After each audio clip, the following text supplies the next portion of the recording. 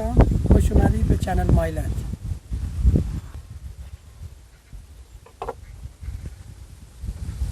امروز میخوایم کرشت کرفس درست کنیم. ابتدا پیازمون رو به صورت نگینی خورد میکنیم.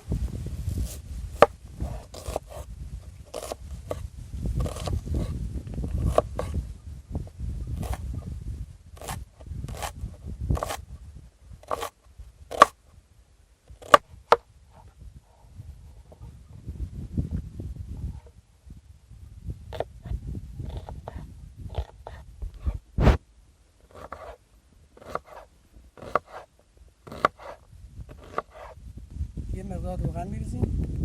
روغنمون که داغ شد پیاز اضافه میکنیم.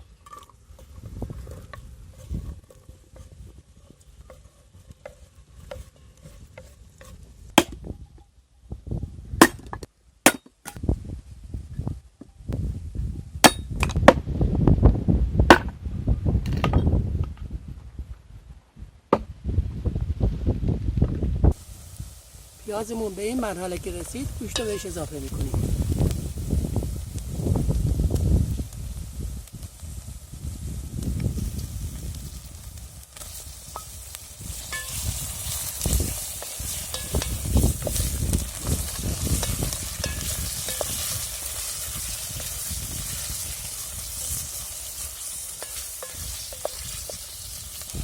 گوشتمون رو که حسابی تفت دادیم، حالا زردچوبه رو بهش اضافه میکنیم.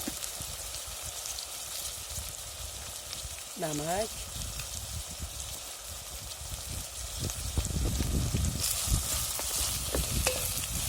زردچوبه رو ریختیم که عطر گوشتمون چند برابر بشه.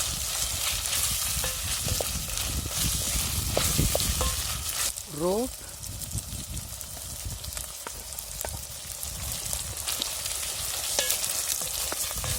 یه قاشق رب ریختیم که رنگ غذامون بهتر شه.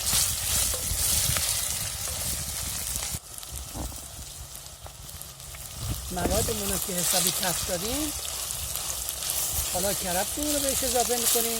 کرفسمون رو قشنگ تفتش میدیم که له نشه.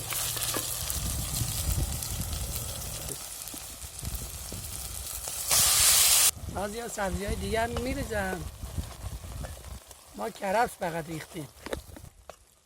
حالا اندازه 2 لیوان بهش آب اضافه میکنیم. حالا در ظرفمون رو میذاریم و میذاریم 2 ساعت با حرارت پایین بپزه.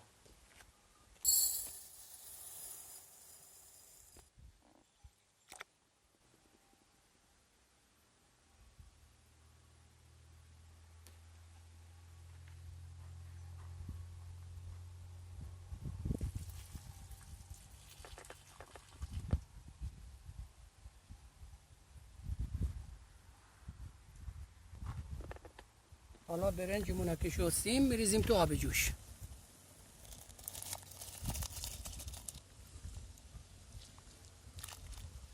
حالا برنجمون رو آبکش میکنیم.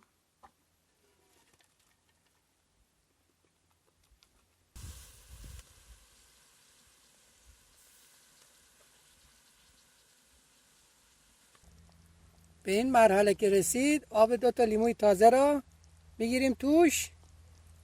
ولی خب از ترشی های دیگه هم میشه استفاده کرد، از آبغوره، از آب لیمو.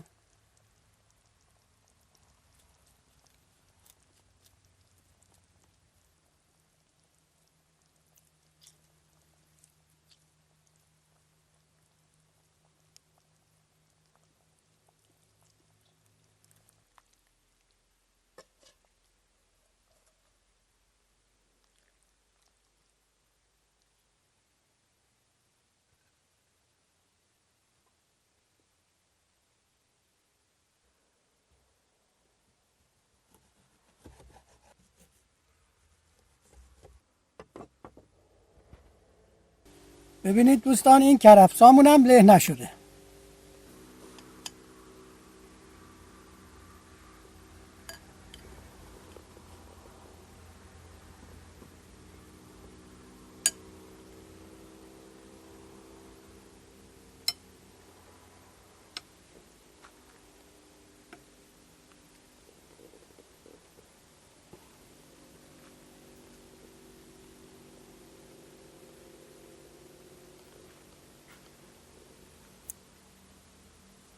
سوپر.